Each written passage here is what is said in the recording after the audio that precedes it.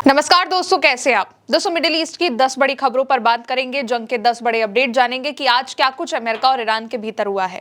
पहली बड़ी खबर देखिए, अमेरिका ने ईरान के 6 से ज्यादा नागरिक पुलों पर, हवाई अड्डे पर, रेलवे स्टेशन पर और चाबहार पोर्ट के एक दूरसंचार स्टेशन पर, टावर पर अटैक किया है। अमेरिकी सेंट्रल कमांड ने एक पोस्ट किया, लिखा कि रात को पूर्वी समय के मुताबिक रात 9:40 पर अमेरिकी केंद्र कमान सेंटकॉम ने ईरान के खिलाफ अपने नए हमलों को अंजाम दिया।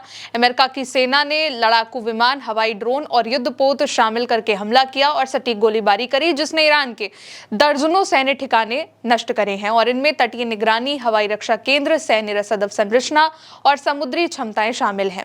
ईरान के खिलाफ अमेरिका के हमलों की यह लगातार छठी रात थी। ईरानी सरकारी मीडिया ने बताया कि शुक्रवार सुबह अमेरिका की सेना के हमले में बंदरगाह के पास चाबहार पोर्ट के पास में एक समुद्री नियंत्रण टावर को तीसरी बार निशाना बनाया गया और वो पूरी तरीके से नष्ट हो गया है। ईरानी सरकारी मीडिया ने बताया कि अमेरिका की सेना ने दक्षिणी ईरान में कम से कम 5 पुलों पर हमला किया, जिसमें कम से कम 7 लोग मारे गए हैं, क्योंकि वॉशिंगटन ने ईरान के लक्ष्यों के खिलाफ लगातार छठी रात हमले किए हैं। अब दूसरी बड़ी खबर देखें, ईरान ने कतर, बहरीन, कुवैत, जॉर्डन और इराक में मिलिट्री सैन्य ठिकानों पर मिसाइल और ड्रोन हमले किए हैं। ईरानी ड्रोन ने कुवैत में अमेरिका के हिमर्स लॉन्चर को नष्ट कर दिया है, जो कि समझौता ज्ञापन के टूटने के बाद से तेहरान का सबसे बड़ा हमला है। कुवैत में अमेरिका की सैन्य अड्डों पर हमले के बाद आग लग गई है। कतर में खबरों के मुताबिक ईरानी मिसाइलों ने दोहा के बाहरी इलाकों में अल दुहैल कैंप पर हमला किया, जिसमें दोहा में जोरदार धमाकों की आवाज सुनाई दी। बहरीन में भी खबरों के मुताबिक मिसाइलों ने हमला किया है और कैंप को निशाना बनाया, जहां अमेरिका की सेना तैनात है। साथ ही एक अन्य अमेरिकी सैन्य ठिकाने को भी ड्रोन हमलों के दौरान बहरीन के ऊपर निशाना बनाया गया और इसके बाद बहरीन के ऊपर अमेरिका के 2 अपाचे हेलीकॉप्टर उड़ान भरते देखे गए। और अरबी मीडिया ने आगे बताया कि एक ईरानी मिसाइल ने बहरीन और सऊदी अरेबिया को जोड़ने वाले किंग फहद कॉजवे पर हमला किया, जिसके बाद एम्बुलेंस और आपातकालीन दल घटनास्थल पर भेजे गए। अब तीसरी बड़ी खबर, ईरान ने जंग का दायरा बढ़ा दिया है। सीरिया तक हमले हो चुके हैं। सीरिया, ओमान, जॉर्डन, कुवैत में अमेरिका के सैन्य ठिकानों पर हमले की जिम्मेदारी IRGC ने ली। ईरान के इस्लामिक रेवोल्यूशनरी गार्ड कॉर्प्स ने ऑपरेशन नस्र 2 के तहत कई नए हमलों की घोषणा करी और ईरान पर हाल ही में हुए अमेरिका के हमलों के जवाब में क्षेत्र भर में अमेरिका के सैन्य ठिकानों पर हमले की जिम्मेदारी ली। और अलग अलग बयानों में IRGC ने कहा कि उसने सीरिया में अल तनफ इलाके में अमेरिका के एक अभियान कमान केंद्र कंट्रोल सेंटर पर हमला किया। दावा किया कि उसने रडार प्रणाली, कई हेलीकॉप्टर नष्ट कर दिए और अमेरिका के कर्मियों को निष्क्रिय कर दिया। यह भी कहा गया कि उसने सलमा रॉक्स में एक नौसैनिक रडार और ओमान के घनेम इलाके में एक अमेरिका के हवाई नियंत्रण रडार को नष्ट कर दिया है। दावा ईरान की से किया जा रहा है। अब चौथी बड़ी खबर देखिए, ईरान ने खाड़ी में बाप्को ऑयल रिफाइनरी और कुवैत के बिजली और पानी के प्लांट पर हमला किया है। खबर है कि ईरान ने बहरीन में बाप्को ऑयल रिफाइनरी पर हमला कर दिया है। इसके अलावा कुवैत ने शुक्रवार को आरोप लगाया कि ईरान ने उसके एक बिजली उत्पादन और समुद्री पानी को मीठा बनाने वाले यानी कि डिसैलिनेशन प्लांट पर हमला कर दिया है। इससे प्लांट में आग लग गई और बिजली उत्पादन करने वाली कई यूनिट्स को नुकसान पहुंचा है। मंत्रालय के मुताबिक आग पर काबू पा लिया गया है। अब नुकसान का आकलन किया जा रहा है और प्लांट को दोबारा चालू करने की कोशिश की जा रही है। अगली बड़ी खबर देखिए, US फाइटर जेट्स पर हमला हो गया है। ईरान की सेना का दावा है कि उसने ऑपरेशन साइका के 11th वेव में बहरीन के सखीर हवाई अड्डे पर अमेरिका के हेलीकॉप्टर्स और P-8 टोही विमानों को आराश हमलावर ड्रोनों से निशाना बनाया है।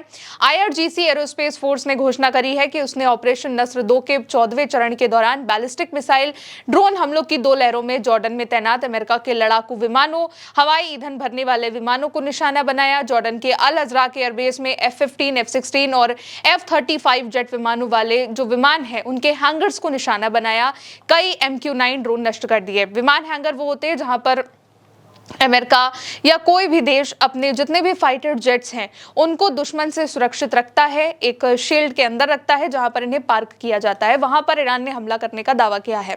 अगली बड़ी खबर देखिए, स्ट्रेट ऑफ हॉर्मुज के पास एक और जहाज पर हमला हो गया है। UK MTO को ओमान के दुख से लगभग 100 समुद्री मील पूर्व में एक व्यापारिक टैंकर पर अज्ञात सैन्य बलों के बीच हुई झड़प की जानकारी मिली है। UK MTO का कहना है कि घटना क्षेत्र में सैन्य गतिविधियों से जुड़ी मालूम हो रही है, प्रतीत हो रही है, और अधिकारी मामले की जांच कर रहे हैं। यूकेएमटीओ की रिपोर्ट के अकॉर्डिंग यमन के अल मुकल्ला से लगभग 65 समुद्री मील दक्षिण में अदन की खाड़ी में पूर्व की ओर यात्रा कर रहे एक जहाज पर कुछ लोगों ने कब्जा कर लिया और अधिकारी इस घटना की जांच कर रहे हैं। अगली बड़ी खबर देखिए, ट्रंप के दामाद ने युद्ध की जानकारी लीक करके पैसा कमाया। ईरान ने ट्रंप के दामाद जेरेड कुशनर और उनके विशेष दूत स्टीव विटकॉफ पर अमेरिका ईरान की बातचीत की जितनी भी सीक्रेट जानकारी है उसका इस्तेमाल करके शेयर बाजार में हेरफेर करने का आरोप लगाया है। ईरान का दावा है कि इस कथित हेरफेर से करीब 86,000 करोड़ रुपए का मुनाफा कमाया गया। ईरान ने इस रकम का आधा यानी कि 43,000 करोड़ रुपए देने की मांग भी करी है। उसका कहना है कि बातचीत के दौरान उसने अमेरिका के उपराष्ट्रपति जेडी वेंस को निजी संदेश भेजकर इस मामले को लेकर आगाह भी किया था और इन आरोपों का खुलासा अब थर्सडे गुरुवार को किया गया है। अगली बड़ी खबर देखिए, चाइना ने युद्ध खत्म करने को कह दिया है। चाइना के विदेश मंत्रालय के मुताबिक शंघाई ने गुरुवार को चाइना के विदेश मंत्री वांग यी और पाकिस्तान के विदेश मंत्री इशाक डार के बीच हुई बैठक में मिडिल ईस्ट की जो हालात हैं उस पर बातचीत हुई। बैठक के दौरान वांग यी ने सभी पक्षों से युद्ध विराम यानी कि समझौते का पालन करने और अपनी प्रतिबद्धताओं को पूरा करने का आग्रह किया और युद्ध खत्म करने की बात कही है। अगली बड़ी खबर देखिए, ट्रंप बोले हैं ईरान में अमेरिका की बड़ी जीत हो रही है। ट्रंप ने कहा है कि ईरान के खिलाफ जारी मिलिट्री ऑपरेशन में अमेरिका बड़ी बढ़त हासिल कर रहा है। दावा किया कि राष्ट्र के नाम अपने संबोधन में कि बहुत जल्द आप इस अभियान की मेहनत का नतीजा देखेंगे, यानी कि एक बार फिर से ट्रंप बड़े बड़े दावे कर रहे हैं। अब एक और बड़ी खबर जो सामने आई है, आखिरी बड़ी खबर वो ये है कि ईरान ने यमन के हूती विद्रोहियों से कह दिया है कि अगर अमेरिका ईरान के बिजली ढांचों पर हमला करता है तो वो बाबल मंडेब स्ट्रेट को भी बंद करने के लिए तैयार रहे। कई बार यमन की ओर से कहा भी गया है कि अगर ये हमले जारी रहे तो वो बाबल मंडेब स्ट्रेट जो कि दूसरा बड़ा समुद्री रास्ता है उसको भी पूरी तरीके से बंद कर देगा। और ईरान ने अब यमन को इसको लिए खुली छूट दे दी है कि बाबल मंडेब स्ट्रेट बंद कर दो अगर ये हमले जारी रहते हैं। तो इस तरीके से भीषण हमले जारी हैं। ईरान की ओर से अलग अलग दावे किए जा रहे हैं, अमेरिका की ओर से अलग अलग दावे किए जा रहे हैं, हमलों की अलग अलग फुटेज आ रही है, फोटोज आ रहे हैं जो हमने आपको भी दिखाए। फिलहाल अभी के लिए इन 10 बड़ी खबरों में इतना ही। मेरा नाम है गौरी वर्मा, नमस्ते।